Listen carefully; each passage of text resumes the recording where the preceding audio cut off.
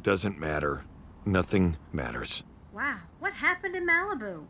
I gotta go. So I think a big turning point for our show happens in that first season at really episode 7 and episode 8, which are called Say Anything and The Telescope. Funnily enough, we only sent the first 6 episodes to critics, which looking back might have been a mistake, because I think they were some of the first audience who didn't really get what we were going for, because maybe we didn't tell them. Maybe we kept it a little too close to the vest that right around the corner there are these 2 big episodes that kind of changed the whole thing. And so Say Anything is episode 7, and that's an episode that's entirely told from Princess Carolyn's perspective too. Up to that moment, almost everything that's happened in the show has been through BoJack. A few episodes have small B stories or C stories, but they're really heavy A story episodes. And then to kind of switch it and be like, no, BoJack is the side story this time, which really focused on this other character, felt like a bit of a departure for us. And we wanted to kind of explore what is the damage that BoJack causes? Because when he is your central character, you're with him, he kind of falls into some sort of wreckage and kind of steps out and like dusts himself off and wanders into the next misadventure. But we wanted to, through Princess Carolyn, explore what is it like being another person in this person's life? What is it like attaching yourself to this kind of toxicity? And that episode, Say Anything, has the first really sad ending of the series. That everything up until then had been pretty light, or maybe we'd end on like a dark kind of joke, but Say Anything really ends on like a serious kind of sad moment with this lonely character. And that for me was a real sign of where we wanted to go. And the next episode, The Telescope, I think kind of pushes that into overdrive. That's the episode where BoJack goes to visit his old friend Herb, and it's kind of set up as this special episode where BoJack's going to make amends with this guy, and he doesn't. And Herb refuses to forgive him for this thing that happened in their past. And kind of because of our expectations from watching television and because of BoJack's own expectations of, learning most of what he's learned through making television, he really expects at the end this is going to work out. And it really doesn't. And that also was a sign to our audience that we're telling our stories a little differently here. And we're doing things a little differently. I like to lean into the gimmick. I like to say, okay, well, let's do it. And then what does that mean? And what is a story that would necessitate that kind of storytelling? Because I think the form should always match the function. I think you want to have a format for a story that goes hand in hand with the story you're telling, but that doesn't necessarily mean you need to have the story first and then come up with a format. A lot of times it can start with a format. It can start with, let's tell an episode without any dialogue. And so that episode specifically, Fish Out of Water, I came into the writer's room and I said, I want to do a story where none of the characters talk. And that was a challenge from the beginning, because how do you justify that? That was the first challenge, because you didn't want to just be like, oh, we're in Charlie Chaplin land, for no reason. And that characters are just kind of like looking at each other and Mr. Beaning it up when it's these characters that we've known for 3 seasons to have full auditory functionality. So you need something that kind of explains why the characters wouldn't be talking.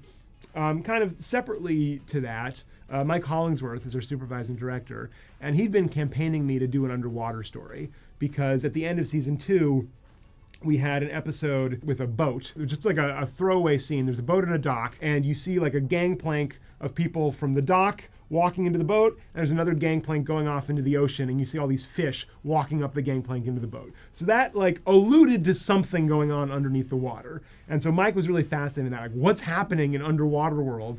Let's tell a story about that. And that also provided some complexity to me, because I didn't understand how you could tell a story underwater with our characters who are all air-breathing, land-dwelling mammals, right? How do you tell a story underwater with our characters who don't live underwater? And then how would they even communicate to each other? I remember one night waking up in the middle of the night and I realized, eureka, these questions answer each other. On the one hand, how do you tell a silent story? How do you justify it? How do you tell an underwater story? Put the peanut butter in the chocolate, and together it makes Fish Out of Water.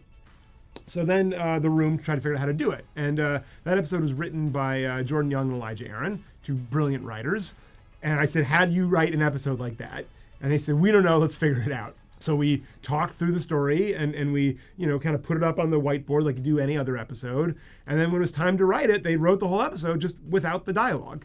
Just, stage directions. BoJack, walks through the rooms of the hotel. He looks out, he sees a bunch of sardines cram themselves into a room. All these jokes, but just written out. But they didn't know how long to make the script. because you have certain benchmarks, or you have an understanding of like how many words per minute, or 3 seasons in, you kind of get a sense of how long a script should be. But we didn't know the timing for how long a script is. They just wrote a script. We sent it to Mike Hollingsworth, their supervising director, who ended up directing that episode. And then he timed it out by acting it. He read through it and kind of did the motions and timed himself, thinking, how long is this going to take? And so then we ended up getting it to time based on Mike's estimates. Hello, you're always... Why don't you go outside and play or do something? You are fired. Thanks, Dad. Goodbye. Thank you. Time's Arrow in season 4 is also a big benchmark episode. I think part of it was structurally looking at the season, and up until that point, every episode 11 had been kind of a big bravura episode for us. In the first season, it was a crazy drug trip. In the second season, it was this sojourn to New Mexico. In the third season, it was a very tragic drug binge that had really been the climax for the season. And in all of those episodes, they're mostly about BoJack behaving terribly and ruining things. And it felt like 4 seasons in, we can't go to that well again.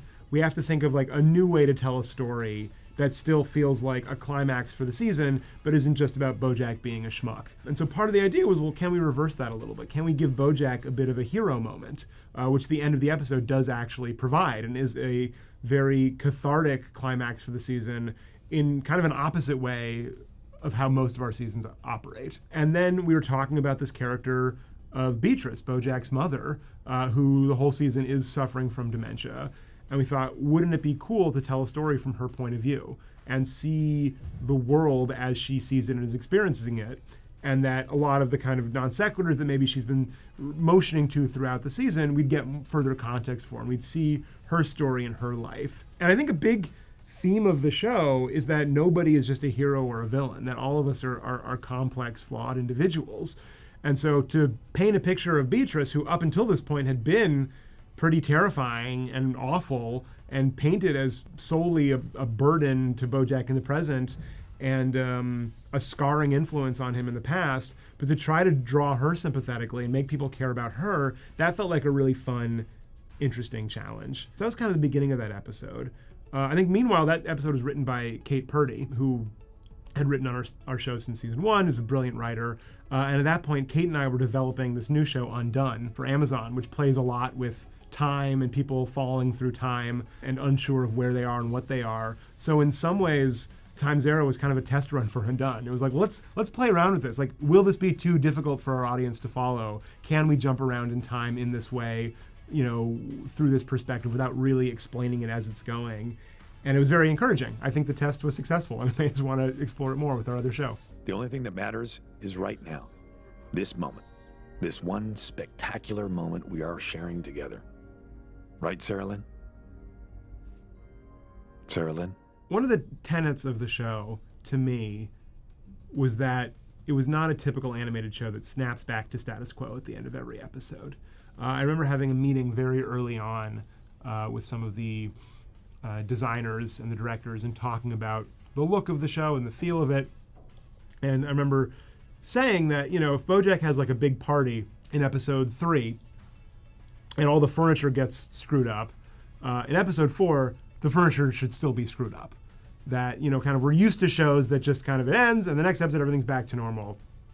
And I want that damage to linger. And that kind of became a metaphor for the show itself and the emotional toll that the events of the show take on the characters. And that I want you to kind of feel over the course of that first season and then in the subsequent seasons that the damage that has happened to this character and to his relationships have had weight and have had effect. And that if someone gets in a big fight in one episode, it's not going to go back to normal in the next episode. He's still thinking about all the stuff that's happened to him and the things that he's done, even if he's not mentioning it, right? He's not necessarily saying, oh, I still feel guilty over that thing I did 4 episodes ago, but we know it's still in there. And occasionally there are reminders where things will bubble back up or think about all the history that's happened to him. And so I think a big part of that idea, or what goes hand in hand with that idea of that the damage lingers, is that people will die. And that when people die, they are dead. And they're not coming back. And so it felt important to tell that story. We've actually told it a few times on the show now. But we wanted to do it. We wanted to play out the effects of these actions as we kind of put into place, especially when you talk about the end of season 3.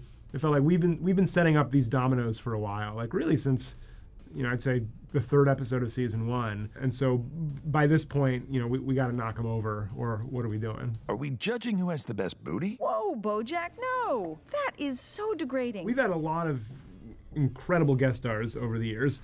And usually it just happens because we write a script and we think who would be a good person for this script?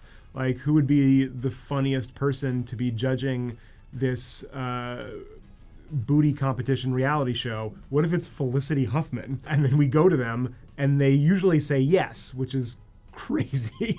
Occasionally we'll hear something like, oh, this person's a big fan of the show.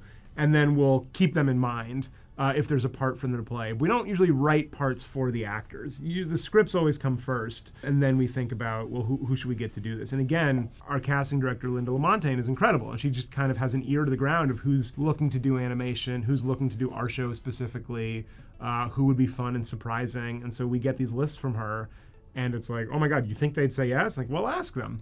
And sometimes we ask them and they say no, but then they say yes, and it's very exciting. But then we've had people come on the show, or people that I've seen who have been heroes of mine, tell me they're fans of the show. That completely blows my mind. Like to have Weird Al Yankovic, who I grew up with, come be a guest star on the show and tell me personally that he really loves the show. My brain can't process that. I don't I don't know how to take that kind of compliment, and I quickly change the subject to something else. Herb, I said I'm sorry. Yeah, and I do not forgive you. I think it is up to the individual viewer to decide for themselves if BoJack is forgivable or redeemable or deserving of that. I personally like to believe that we are all flawed people, and we are all deserving of forgiveness and redemption and grace, but we have to work for it. We're not owed it. You know what I mean? We are worthy of it, but maybe deserving is the wrong word. But it's open to interpretation, and I grapple with it. I don't always know myself, and I think one of the joys of making the show is presenting these questions and not always having the answers. And I think sometimes when you don't have the answer, but you feel like you need an answer and you put it in your work, it feels fake or it feels forced. And so a lot of times, we'll have questions and we'll talk about it in the writer's room. We'll go back and forth. And at the end of the day, if it feels like we don't have a hard answer to this, we'll just kind of leave the audience with the question. And it's up to them. I look back at that other BoJack and I think, who is that? My favorite reaction to the show that has happened quite a few times now, and at first I didn't quite know what to do with it, and now when it happens I say thank you, is when people tell me that the show has helped them articulate or identify something about themselves that they've never been able to recognize or verbalize before. That the show has helped them talk to a therapist, talk to a loved one, realize a truth that has always been there, but they've never quite had the words for it. Now they have something to point to and go, oh, it's like that. That was not necessarily what we set out to do when we were making the show, but that feels so much more rewarding to me than when people say, it's the funny animals. It makes me laugh. I'm glad the funny animals make people laugh too. Like that definitely is something we aim for, and we're very proud of that as well. But I would hope that the lasting legacy of the show is that people continue to discover it, and it continues to articulate things for them about feelings they've felt or ways in which they've seen the world, and it allows them to maybe get help that they didn't quite know how to ask for before. Nailed it.